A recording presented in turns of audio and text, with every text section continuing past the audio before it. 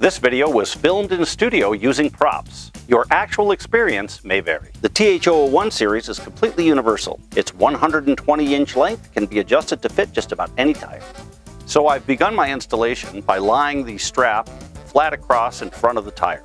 I've inserted my J-hook into the closest pooch hole to the tire. I also have to keep in mind the pooch hole's relation to the center of the tread. Next, I've taken my strap and positioned it down the center of the tire, making sure that I take our tread cleats, our rubber tread cleats here, and make sure that these protrusions fit inside the grooves of the tire. Before tensioning, always make sure that you've pushed your rubber cleats forward towards the ratchet. After I position my cleats, it's time for me to insert my rolling idler. I'm going to be looking for a pooch hole that is, again, center across the face and as close to underneath the tire as possible. I've engaged my secondary rolling idler in the center to line up with my strap. Now it's time to attach your tensioner.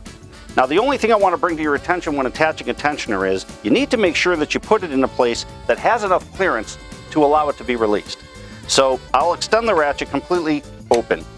If I have enough clearance there, then I'm okay. Make sure that you don't position it too close to the tire or position it underneath a low car deck. So now that we're in position to tension, all we need to do is hand remove the slack, and then we're just going to ratchet.